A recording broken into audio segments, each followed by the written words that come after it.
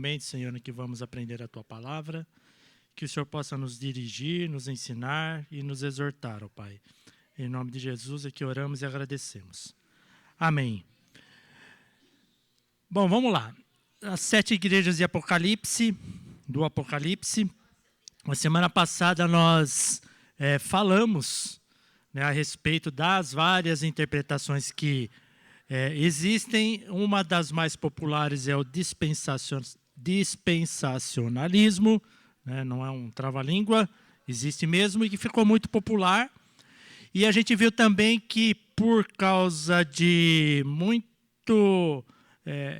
as igrejas acabam decidindo não falar sobre o Apocalipse porque entende-se que é muito difícil, exige um conhecimento muito grande, assim também do Velho Testamento, né? As pessoas às vezes também têm medo, né? Então isso daí acaba não sendo muito abordado. E aí eu dei aquela seguinte ilustração, né? Você que tem filho, se você não educa seu filho em casa, o que acontece?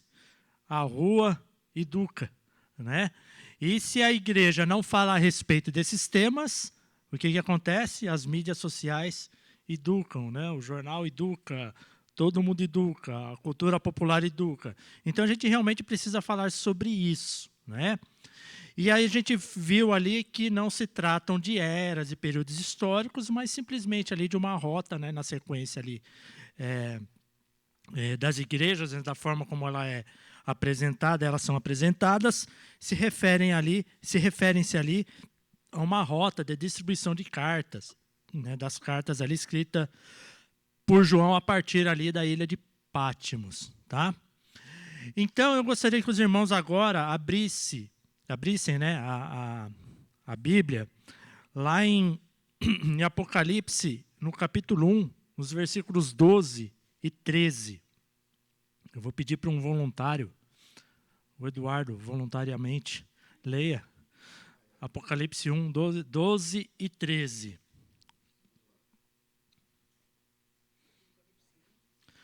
Apocalipse, capítulo 1, versículos 12 e 13.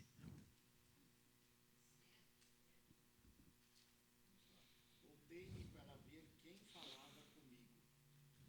Voltado, vi 7 candeeiros de ouro.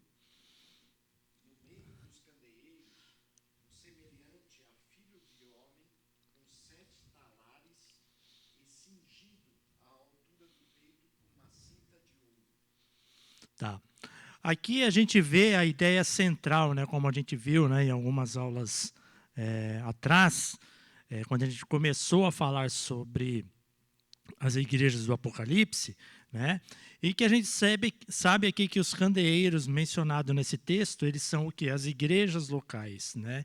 E Cristo anda no meio da sua igreja, né, que é essa representação aqui de Cristo no meio dos candeeiros. Cristo, ele caminha, né, no meio ali da sua igreja, o que representa uma presença contínua, né, uma autoridade, né, um cuidado pastoral, né? E ele conhece a sua igreja, ele avalia a sua igreja, ele conhece as suas obras, ele conhece as motivações internas da igreja, a sua motivação interna, né?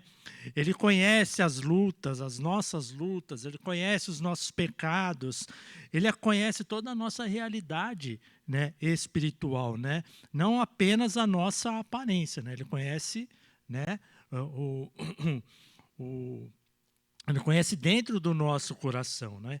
E ele vai além, ele corrige, né, com amor, ele aponta, né, ele sabe, né, o que acontece, ele disciplina, né, com um propósito de nos restaurar, e ele também promete recompensas, né, ao vencedor, né? Então, na aula passada eu tinha deixado uma pergunta, né, para todos vocês, quem estava presente vai lembrar, né? Se Cristo fosse escrever uma carta para a IPI Vida Nova, né, qual seria a mensagem que ele nos passaria?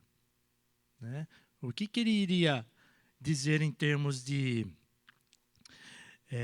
o que ele elogiaria o que ele pediria para nos e o que ele pediria para que a gente corrigisse, né? Então, guarda essa reflexão aí para vocês, porque eu vou passar uma outra. A outra reflexão é: se Cristo está no meio da igreja, o que isso muda na forma de como vivemos? Então, se agora a gente sabe que as cartas elas foram dirigidas para igrejas reais, né? E se a gente sabe também que Cristo está no nosso meio aqui, o que isso muda na forma como nós vivemos, né? O que isso traz para você, o que isso impacta você sabendo que Cristo está aqui neste momento?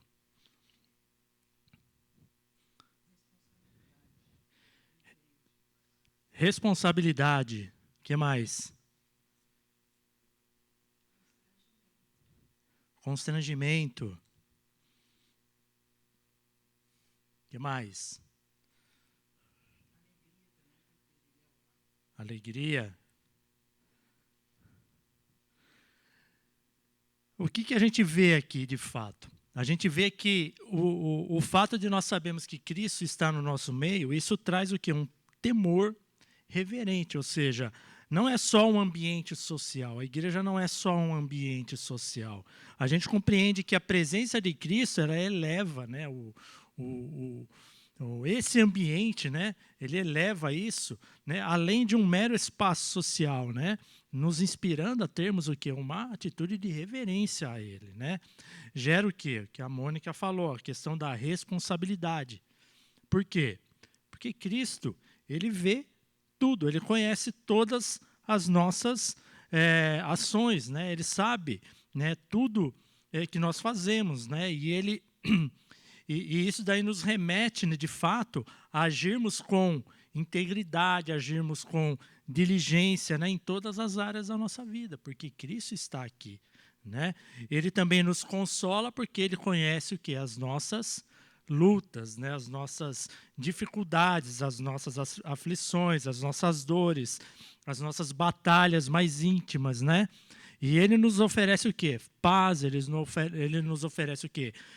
Compreensão, né? Em meio a toda essa adversidade, né? Então, Cristo no meio de nós, ele representa isso. E um outro ponto é que ele corrige a nossa superficialidade, né? Ou seja, ele não admite a nossa superficialidade, né? Porque ele não quer que nós vivamos, né, de aparência. Então, ele nos motiva, né, ele faz com que nós busquemos a autenticidade e uma profundidade do nosso relacionamento com ele, né? Então, nós vemos que Cristo, o fato de Cristo estar no nosso meio, gera, né, precisa gerar em nós o quê? O nosso temor, né? O nosso temor diante dele, né? E a gente viu também que existe a gente sabe que a estrutura das cartas, né? Só antes de eu fazer esse comentário aqui, né? A gente sabe que na estrutura das cartas a gente vê, né, que existe um modelo, existe um padrão que diz assim a respeito da própria apresentação de Cristo, a avaliação, né, que ele faz da igreja, né, em que ele coloca ali um elogio, né, e uma repreensão, ele põe ali também manifesta ali uma exortação e também coloca ali uma promessa ao vencedor, né? Só que também para seguir, né, em relação às cartas às 7 igrejas, a gente precisa também entender, né, alguns princípios reformados, né, que são bastante importantes, né? A primeira delas que a gente precisa entender, né, o que é a igreja visível e o que é a igreja invisível, né? Nem todos os membros de uma igreja, né, visível são de fato verdadeiramente, né, cristãos, né, no seu coração, né?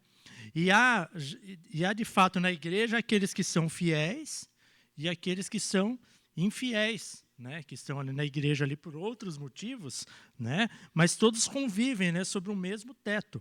Então a igreja visível ela se refere àqueles que frequentam essa igreja e são aqueles que todos veem, né? E a igreja invisível representa aquelas pessoas, aqueles irmãos que são, né, os verdadeiramente salvos, né? Então, por exemplo, lá em Sardes, não sei se os irmãos tiveram oportunidade já de ler, né, todas as cartas, menciona muitos mortos dentro da igreja. E lá em Filadélfia fala a respeito de poucos ali que são fiéis, né? Ou seja, estar numa igreja não quer dizer que se está em Cristo essencialmente, né? Então, essa é a análise, né? Essa é a visão que Cristo faz de nós. Quando a gente olha lá no capítulo 1, né? Quando aparece Jesus com aqueles olhos de fogo, né? Ele sai ali, né? Purificando e olhando e deixando tudo aquilo que realmente é verdadeiro. Essa é a representação, né? E o outro fato aqui é que os verdadeiros vencedores, né, são aqueles que perseveram, né? Então, hoje, o que você vê muito? Eu gosto muito de usar o termo, né, do evangelho miojo, né, que gera mais consumidores do que adoradores, né, que é aquele evangelho superficial, né, e que realmente não traz ali transformação, né, em que pessoas que se baseiam muito nesse evangelho superficial, que só fala a respeito ali, né,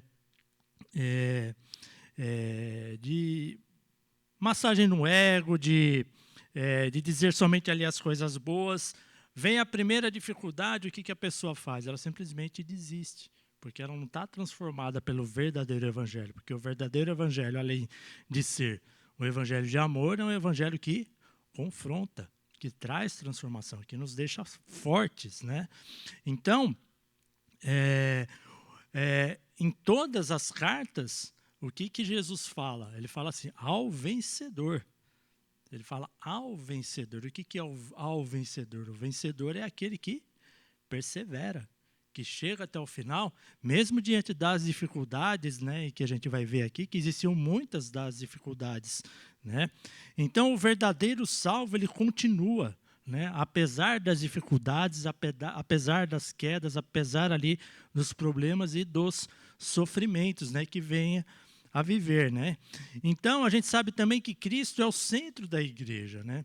Ele não observa, né, como a gente já viu ali no texto, né, que ele não está longe, ele está no meio, olhando, analisando, né? E a gente sabe que a igreja pertence a Cristo, e não é possível. Por que ele está no meio? Porque o mundo ele vai conhecer a Cristo através de quem? Da igreja. E a igreja tem que fazer o quê? Ela é o candeeiro. O que o candeeiro faz? Ele brilha. Ele brilha.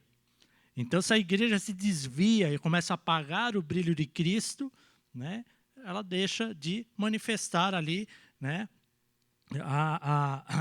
o brilho de Cristo, né? Então, a igreja ela não é de homens, ela não é de estrutura, ela não é de tradição, ela não é de estruturas institucionais, né? Ela é de Cristo, né? E também a gente vê que Cristo também faz e movimenta ali, ele apresenta ali a disciplina, né? Como a gente vê lá em Laodiceia, né? Que é a igreja que não recebe nenhum elogio, né? Jesus não destaca nenhuma virtude, né? E lá em Laodiceia ele fala: eu repreendo e disciplino a todos os que amo, né? Ou seja, a correção ela não é rejeição, ela é um chamado urgente ao arrependimento e à restauração. Então a gente sabe que Cristo ele faz isso, ele anda no meio da igreja, avaliando, ele olha, ele conhece, né? Ele é o centro da igreja e ele corrige, ele exorta, e quem tem ouvidos, ouça. Então a gente precisa ouvir, né, a voz de Cristo. Tá? Então nós temos aqui uma visão panorâmica das 7 igrejas, né? E as 7 cartas, né, são 7 retratos, como, não sei se vocês lembram lá, uma última imagem, né, dos espelhos, né? São 7 igrejas, e temos a igreja hoje aqui, todas espelhadas nela, ou seja, em todas elas nós precisamos analisar e ver qual seria ali a realidade da nossa igreja, né? Daquilo que nós precisamos de fato considerar ele como virtudes e daquilo que nós precisamos de fato corrigir também, né? corrigir também. E aí nós chegamos lá na igreja de Éfeso. E eu vou... A Cláudia, lê novamente. Está sem Bíblia. Tenho, porém, contra ti que você está sem Bíblia. Apocalipse, capítulo 2, versículos de 1 a 7. Apocalipse, capítulo 2, versículos de 1 a 7, igreja de Éfeso.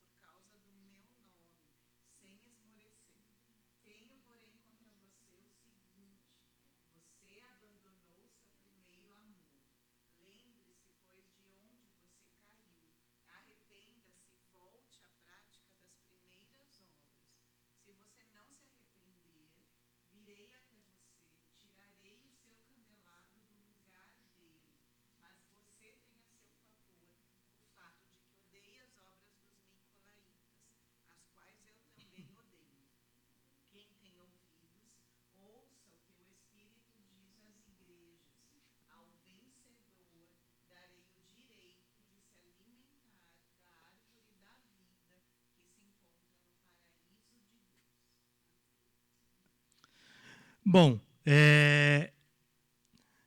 Éfeso, até para a gente ser um pouquinho objetivo, eu não vou entrar tanto nos detalhes dos símbolos, mas se vocês depois tiverem alguma necessidade de interpretação um pouco mais profunda dos símbolos, aí a gente fala depois ou a gente monta uma aula só para falar o que é 7 estrelas, Então eu vou nos pontos principais aqui. A igreja de Éfeso, ela era uma igreja o quê? Forte na doutrina, na ortodoxia. Como eu falei, foi uma igreja que foi fundada ali, né, por Paulo, né, foi muito bem educada doutrinariamente, né, e ela discernia muito bem ali em relação ali aos falsos mestres, né, mas havia uma característica nela, que qual era? Que ela havia perdido o primeiro amor, né? Ou seja, qual é a principal questão aqui na igreja de Éfeso, né? Que é possível você ser correto, né, teologicamente, porém, é possível que você também seja frio espiritualmente, não é? E conhecer teologia, né, ela é importante, mas se não houver o amor a Jesus Cristo, de que adianta a gente conhecer, né, a teologia, né? O que adianta a gente servir mais de forma fria, né? O pastor brinca, né? Porque eu me formei, ele fala para mim, nossa, Marcelo agora especialista em teologia. Se eu não tiver amor a Cristo, não serve para nada. Só vai servir ali para vaidade, para uma questão intelectual, né? De você ser um pouco mais culto conhecendo isso, conhecendo, né, a Bíblia. Mas é perfeitamente possível você, por exemplo, ser zeloso teologicamente, você contrapor as teologias do mundo, mas você ser frio espiritualmente.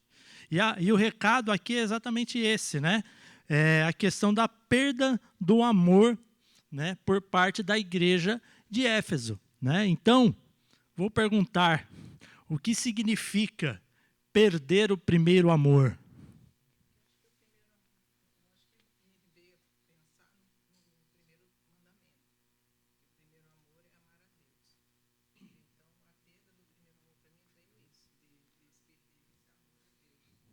Não infringir o primeiro mandamento, amar a Deus sobre todas as coisas, né?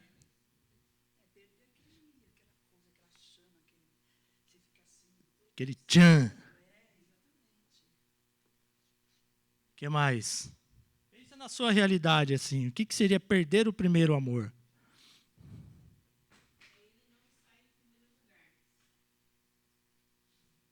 Ele não está em primeiro lugar.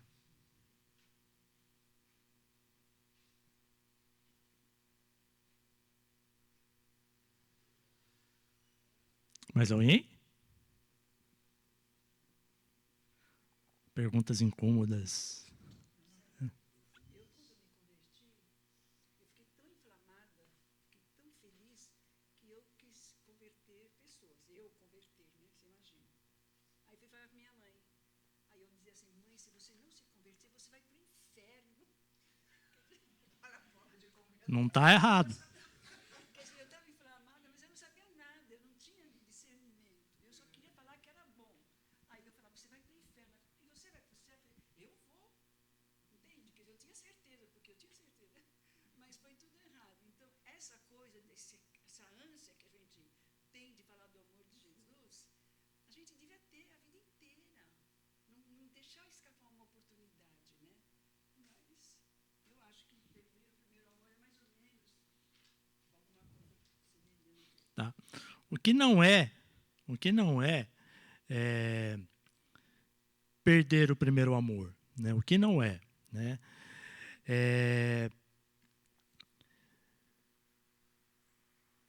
Por exemplo, quando o nosso emocionalismo às vezes esfria. Isso não é uma questão assim de perda do primeiro amor, né?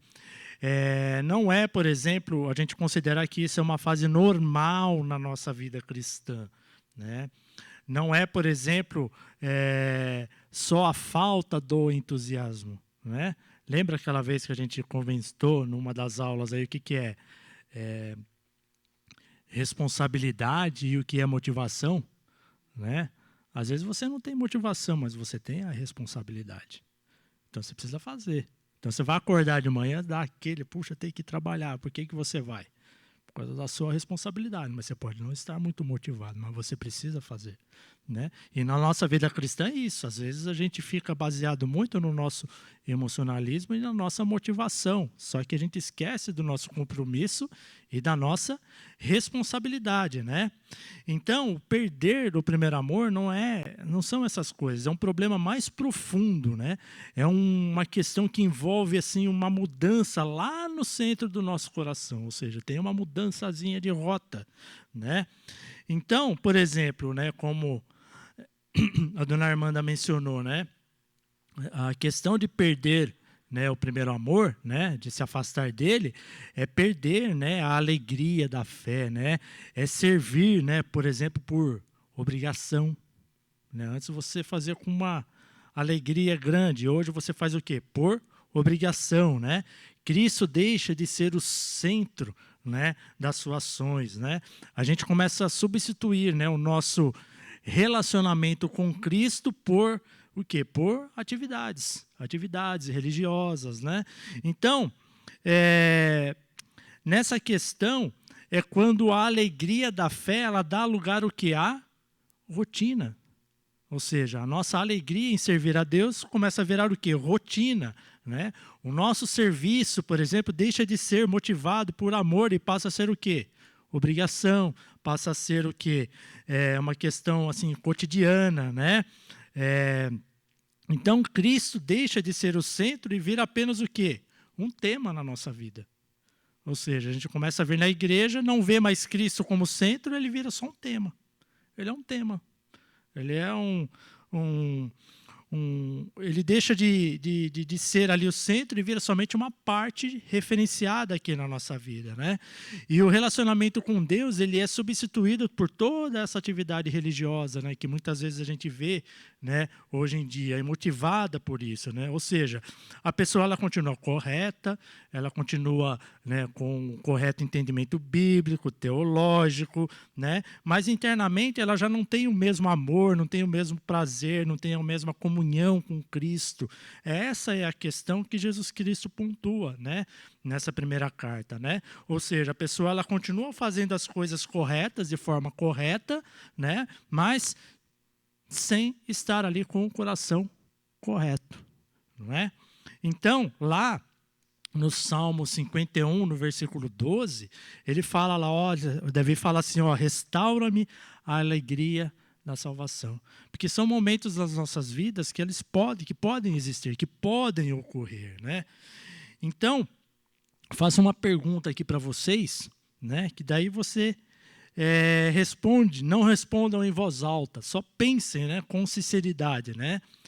O que mudou no seu coração ao longo do tempo, desde quando você se converteu? O que mudou? Né? O que mudou? Né? Será que hoje você serve a Cristo mais por amor? Ou você serve a Cristo mais por hábito?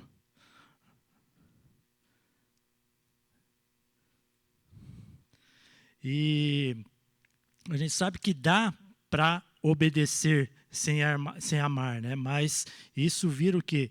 Uma religião, não um relacionamento verdadeiro com Cristo. Então, essa é a chamada aqui que nós temos aqui na igreja de Éfeso, né?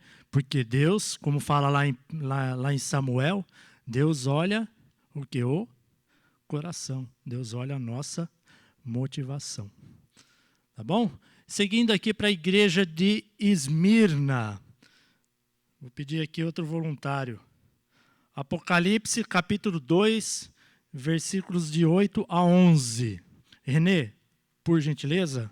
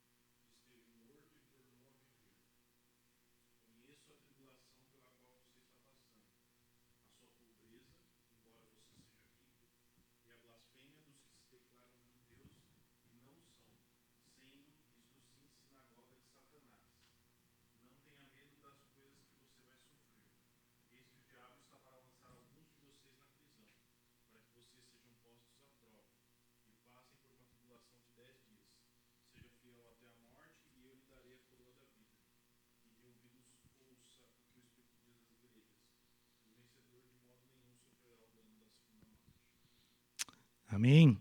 Então a gente vê que Esmirna era uma cidade assim, que era extremamente fiel, né, a Roma, né, e por causa e a igreja, né, por causa da sua fidelidade a Cristo, ela enfrentava ali muita perseguição, né, sofria exclusão social, sofria com pobreza, perdia proteção, perdia oportunidades, né? Então eles eram bastante perseguidos ali, né? Então Cristo ele não repreende a igreja de Esmirna, né? Mas a chama aqui de rica, né? Chama de mostrando que o sofrimento não é sinal de abandono, não é sinal de ausência de espiritualidade, né? Mas ele exalta ali a fidelidade. E Cristo, e na carta, Cristo que encoraja a igreja a permanecer fiel até a morte, né? Com a promessa da coroa da vida, né? Então, Esmirna, ela era pobre, porque ela não tinha as oportunidades pelo fato dela não ser influente, né, na cidade, né? Ela não tinha ali, né, essa questão de através dessas influências conseguir ali algumas oportunidades, né? Então Esmirna, ela era pobre, ela era perseguida, ela era sofrida, né? Mas ela era rica aos olhos de Cristo, né? Então a gente vê aqui nesse caso da igreja de Esmirna, né, que o sofrimento ele não pode ser visto como um abandono de Deus, né? Não pode ser visto como fracasso espiritual, porque muitas vezes muitas pessoas acham que quando elas estão passando por dificuldade, né, elas estão afastadas de Deus, mas isso não é uma realidade, né? Isso não é sinal disso, né? Porque isso daí ele pode ser muito às vezes considerado como algo relacionado ao cuidado de Deus ali com as nossas vidas, com o nosso caminhar, né? E a gente sabe que Deus ele não mede a igreja como o mundo nos vê. Então, às vezes, se nós estamos, por exemplo, passando por alguma dificuldade, né? Isso não necessariamente é um fracasso espiritual, né? Então, por quê? Porque muitas vezes as provações elas são utilizadas pelo Senhor para quê? Para fortalecer, né, a nossa fé, para purificar o nosso coração, né, e nos ensinar a depender mais de Deus. Então, nós sabemos que o sofrimento muitas vezes nos leva a isso, né? Muitas vezes também nós não entendemos, né? Mas é a forma, né? Como diz lá em 1 Pedro 1,7, né? Que é para nos fortalecer, né? Então, a igreja de Esmirna, né? Embora seja pobre, seja perseguida, né? Ela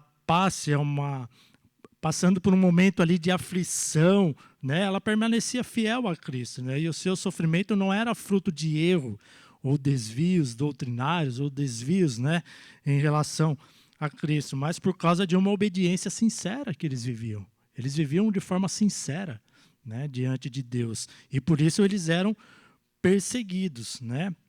Então,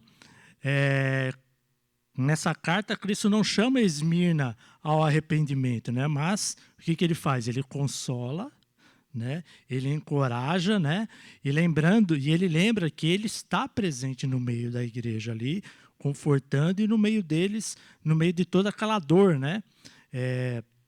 E assim, quando o sofrimento vem, né, por fidelidade, nós podemos sim descansar em Deus, porque sabemos que a presença de Deus ela é ali, ela está aqui no nosso meio, né? Então ele sustenta e ele fortalece e ele caminha conosco, né? Então essa é a mensagem aqui em relação a Esmirna, né? E aí, em relação a essa questão, né? Como você mede o sucesso espiritual?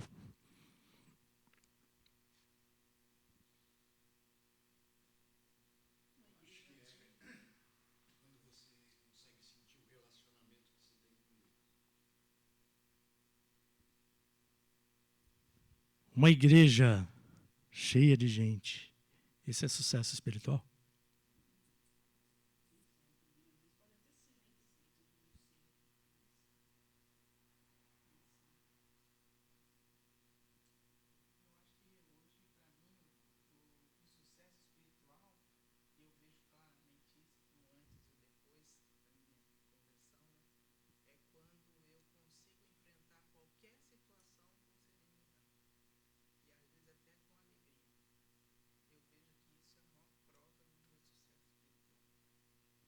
Por exemplo, você vê uma igreja com muitas atividades, né, aqueles cultos cheios, né, aquela coisa vibrante.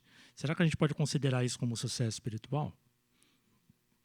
Não necessariamente. Não necessariamente, né? Porque o sucesso espiritual, ele não é medido pelos resultados visíveis, né, que nós podemos, né, no caso, apalpar, né? Reconhecimento, né? Ou quantidade de atividades que uma igreja possa ter, né? Mas por uma vida marcada pelo quê? Pela comunhão com Deus, né? A obediência sincera à palavra de Deus, né? Pode?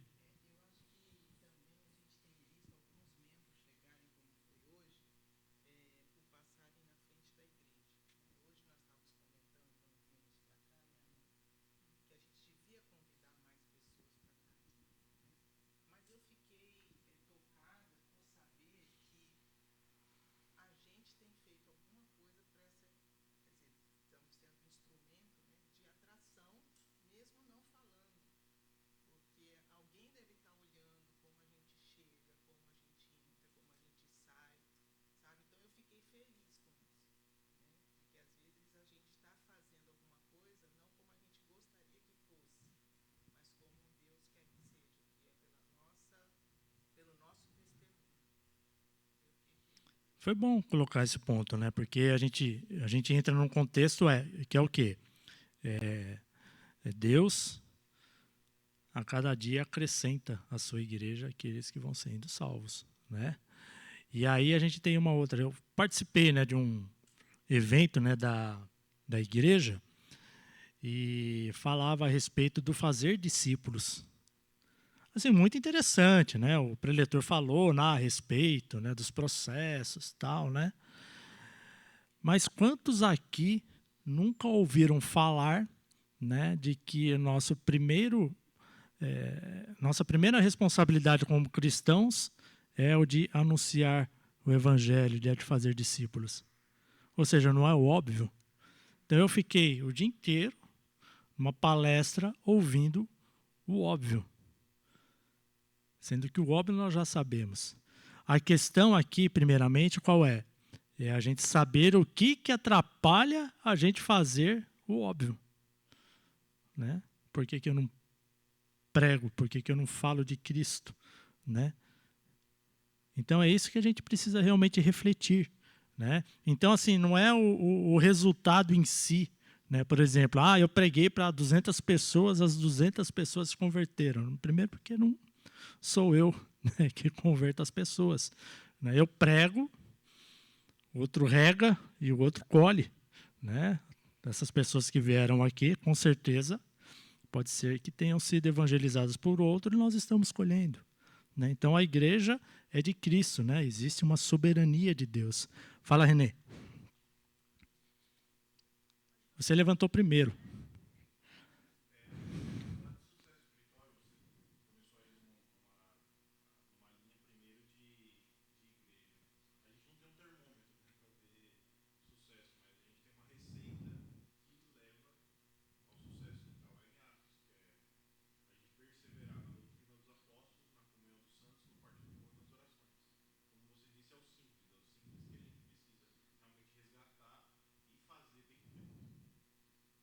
É isso mesmo. Cris?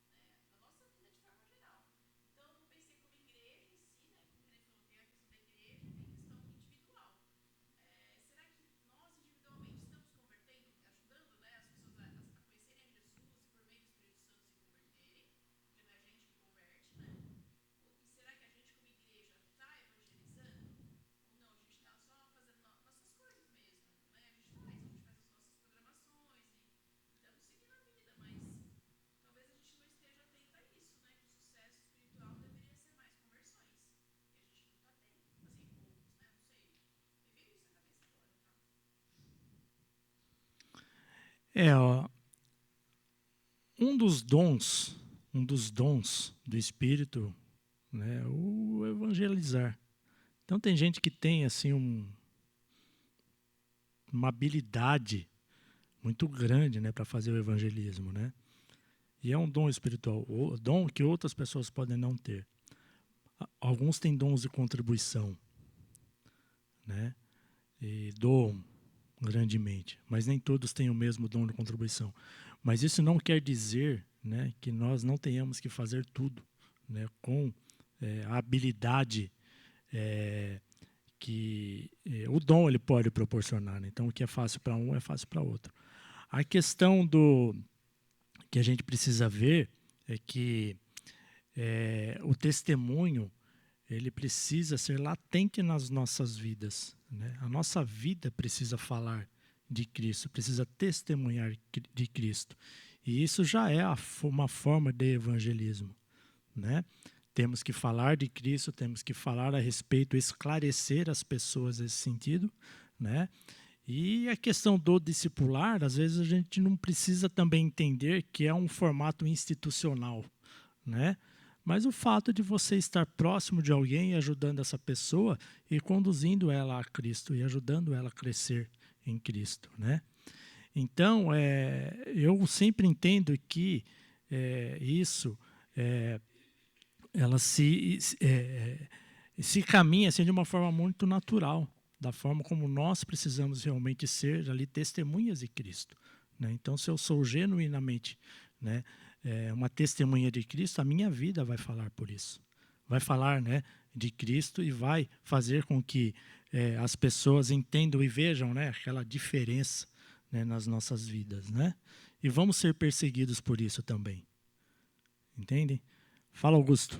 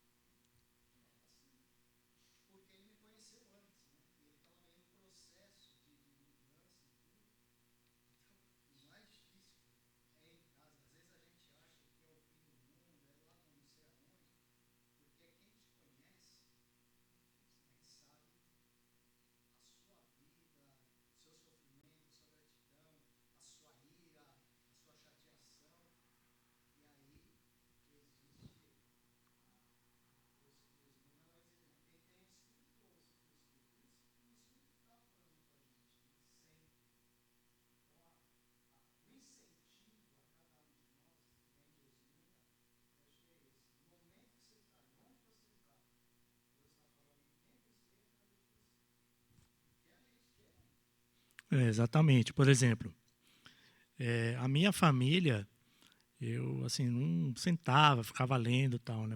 Eu assim, até minha adolescência, eu era um terrível. Flertei com a marginalidade, né? Aí eu sofri um acidente, fui para a igreja e isso trouxe uma transformação. E aí na igreja eu fui crescendo e tal, né? E assim, não em conversas abertas com a minha família, mas passou um tempo, a minha família toda estava na igreja. Entendeu? Então, assim, de fato, a nossa vida, às vezes não, a nossa vida precisa falar, né? Muito mais aquilo que sai da nossa boca. Então, a gente não precisa se sentir pressionado, pegar o folhetinho, Jesus te ama, quer te salvar e vai embora. Né? Eu não acho. particularmente, eu não acho que isso é eficiente, né? Apesar de ter uma mensagem ali, né? Mas, né, a nossa vida precisa realmente falar, né, a respeito de Cristo, né? Oi.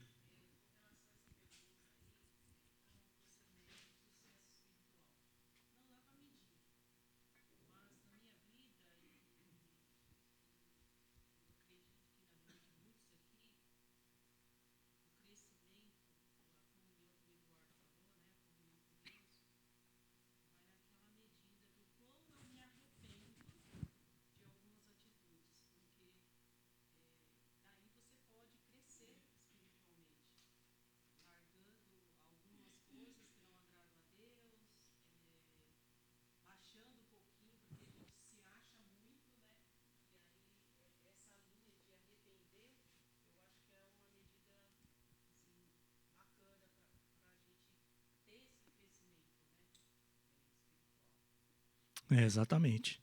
É, enfim. Segunda pergunta: você permaneceria fiel sob perseguição real?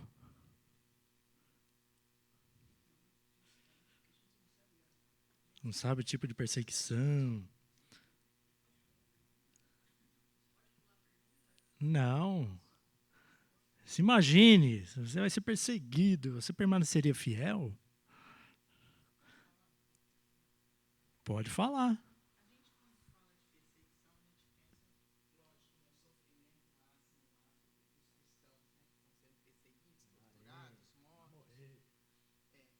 Mas eu vejo também uma perseguição sutil de que coloca em dúvida na cabeça da gente, sabe? Alguns comentários mesmo.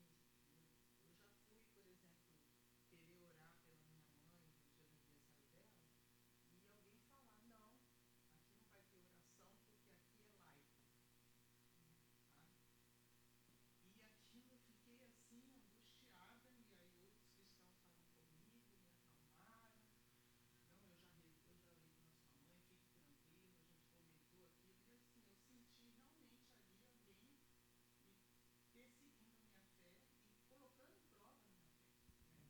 A outra coisa sutil é quando alguém chega no seu lado e fala assim, ah, você é evangélica, e a pessoa é outra religião, né? E aí eu falo assim, eu sou cristã. Ah, todos nós somos Cristo. Todos nós acreditamos em Cristo. Né? Aí eu fiquei, sim, mas eu não entrei na discussão. Fiquei em silêncio. Porque também não me perguntaram. Antigamente eu entraria no debate. Mas hoje eu falei assim, não me perguntaram se eu acho que é igual ou não. Porque a gente sabe que não é igual. Né? A pessoa acredita em Cristo, mas não como a gente acredita. Que ele é o caminho, a vida. Acredita que ele é um espírito evoluído, que é uma pessoa mais, né? E a terceira situação que eu queria colocar é quando, às vezes, com seus filhos mesmo, você ouve assim, mãe, todos os caminhos conduziram para Cristo. Né? Eu não acredito que é nessa forma, que é a única forma da gente estar com Cristo. Né? E essa, eu acho que essa última é a mais desafiadora da perseguição, porque é alguém do teu sangue, né, que você está orando por ele para que Cristo o escolha, o resgate, e você fica assim, será que vai frustrar meu Deus? Você fica assim mesmo, você não quer que seu filho... Então, eu acho que essa é uma das perseguições que a gente que não tem essa, que é muito clara, eu convidaria a gente a pensar, porque a gente sofre sim perseguição diária, sabe? É alguma coisa que fala, alguma coisa que contrapõe, que diz ao contrário do que a gente sabe. E como que está a nossa fé diante dessas perseguições, entendeu? É isso mesmo. Vou ilustrar uma situação aqui, então não me levem a mal, tá? O Lucas, ele frequentava uma escola, né? Frequenta uma escola, né? Escola particular, né? E como sabem, ele é corintiano, né? Ele é corintiano. E lá, né? A maioria era de outros times. Aí começaram a tirar sarro dele, e ele começou a ficar realmente triste em relação a isso. Ele ficou triste, né? E E ficava desmotivado e tal, né? Não queria mais torcer pro time. Aí eu falei, como um bom pai, né, educando o filho, né, da forma correta. Falei assim, filho, eu vou te levar num lugar, aí você vai ver. Aí naquela época o Corinthians estava voando, né, aquele time do Tite lá e tal. Né, aí peguei, né, fui ali no Santa Cruz, a gente desceu ali para Praça da Sé, depois fomos seguindo ali, né, e foi juntando corintiano, aquele monte de gente, aí saindo do metrô, pessoal gritando, né? Aí o Corinthians ainda ganhou de 4-0, né? Então, aí isso daí fechou. Então você vê ali que existia ali, né, uma questão envolvendo, né, um desejo dele, né, de torcer para um time, mas sofria ali o bullying, né, pelo fato, né, de não torcer ali pelos outros times, né? Então a gente vê que nós, né, como crentes em Cristo, né, no nosso meio, onde a gente vive, a gente sofre, né, muitas vezes, né, a perseguição velada. Né? Então a gente fala assim, a respeito do amor, da proteção, de Cristo estar conosco, né? Mas, né, como Esmirna, pela fidelidade, ele sofria perseguição e perdia muitas vezes oportunidades. Você já perdeu oportunidades por você ser, né, um cristão? Será que você perdeu a oportunidade? Mas não pelo fato de você se dizer cristão, mas pelo fato de alguém chegar para você, o seu chefe para você, ó, você precisa dar esse posicionamento e que é uma mentira, referente aí, por exemplo, a um projeto, né? Você vai mentir no prazo. Aí você fala, não, eu não vou. Ah, então tá bom, então eu vou te tirar do projeto e vou botar outra pessoa que vai fazer isso. Isso é perder a oportunidade, né? De você, por exemplo, não se submeter a essas questões, não se submeter ao pecado, né? Isso é uma perseguição que você sofre, né? Mas essa pergunta é uma questão que nos convida a termos assim muita humildade, né? Porque nós mesmos nós somos frágeis, né? Nós vemos que a fidelidade na perseguição ela não depende também só da nossa força. Vocês lembram de Pedro? Lembra de Pedro? Eu jamais te negarei. Né? Ou seja, é o que eu acredito que todo mundo falaria aqui. Né? Você permaneceria fiel sob perseguição? Né? Todo mundo vai dizer sim. Porém, não é pela nossa força. Né? É Cristo que de fato nos dá a força. É Cristo que nos faz realmente ter, né, esse discernimento, né, e essa conduta de fato de permanecer fiel, né, diante de uma perseguição. Então é uma questão assim, muito pessoal e relacionada muito à questão também do nosso compromisso e do nosso relacionamento com Deus. Né? Então, nessa questão, quando nós estamos diante da aprovação, o mesmo Deus, ele que nos chama à fidelidade, ele nos capacita para suportarmos a aprovação, né? É ele que nos sustenta, né? E por quê? Porque ele tem os planos dele. Então, nessa questão aqui, né, é algo pessoal, né? Eu acho que racionalmente a gente diria, não, eu vou permanecer fiel. Né? Mas diante da dificuldade é o Senhor que vai te sustentar. É o Senhor que de fato vai realmente te colocar diante de ti ali os seus ensinamentos, o seu mandamento para saber como você vai proceder. Tá bom? 12:15. Na semana que vem a gente continua aqui com Pérgamo, tá? E... Oi? Na outra... A semana que vem é ceia, né, Ale? É ceia. Aí na outra semana a gente fala a respeito das demais igrejas. E se houver tempo de terminar, eu fiz uma enquete comigo mesmo, tá bom? A gente vai começar a falar sobre o anticristo, tá? Então vamos nos colocar em pé, vamos orar. Você pode orar para a gente, Marileide? Encerrando, por favor.